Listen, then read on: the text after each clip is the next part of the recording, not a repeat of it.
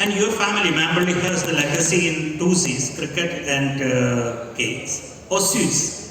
Then your family has produced 6 Ranji Trophy players. At the same time, you have produced a lot of different style of cakes, biscuits and everything. And now you are trying to reinstate this legacy of your family through the food and at the same time social media and your journeys and everything. What is your view about this? So I'm really delighted to be part of this discussion about the Malabar culinary heritage and how we can promote it as a travel experience. Vishwanath's already told you a little bit about me. I am the 5th generation of the Mambally Royal Biscuit factory. We were established in 1880 and we had the honor of making the first plum cake in Indian history. So it's also the first recorded cake, which led to Talcheri being known as the land of cakes, cricket circus. Talcheri is famous for cricket as well because cricket for the first time with a common man was played in Talcheri, and like Vishwanath mentioned, we've got 6 Ranji Trophy players in the family, including the first captain of the Kerala Ranji Trophy team. Now, when you talk about culinary legacy of Kerala, I think it's very, very important to it's not just about, spices and recipes. You have to go back to history. The Malabar has been a crossroad of cultural influence. We've had the Arabs, we've got the colonial visitors, we've got the Chinese. They all left something behind on our table.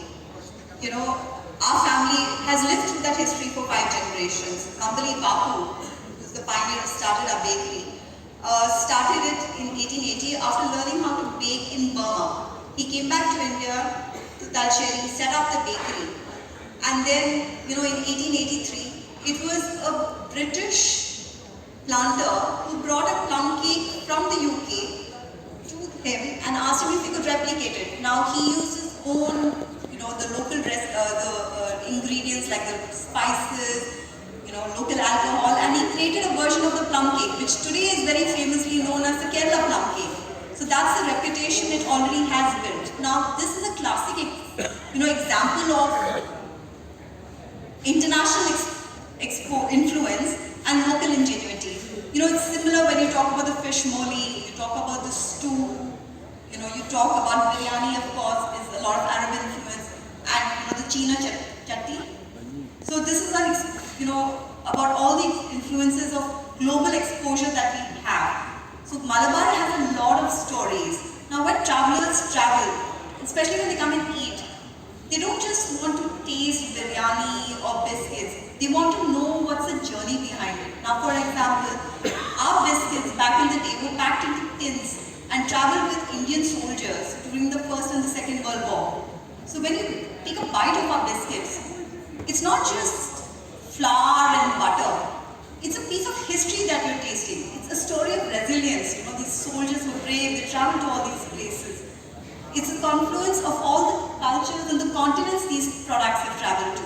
So I think that's a very important part when we talk about culinary, trails that we introduce. So this is a very good reason why we should have these culinary trails.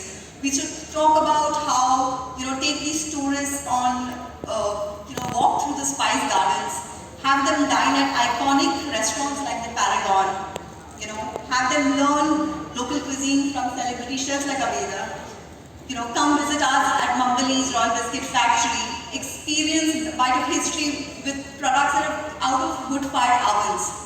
So people have memories built around their culinary experience in Kerala, in the Malabar. And these are the stories that they carry back with them, which is extremely important because at the end of the day, it's stories that sell. Now, I would give a classic example of Korea. Everyone's very familiar with K-pop and K-drama, but have you seen how they have built Korean cuisine into their stories? Now, about a few months ago, I came to Calicut and I love Korean food, so I went to Guam restaurant.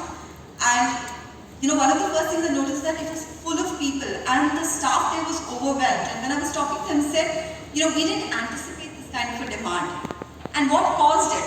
I think it's the strategic way in which the tourism board has promoted cuisine as part of their culture, as part of something that they're selling very discreetly through the entertainment, which is what we need to do as well.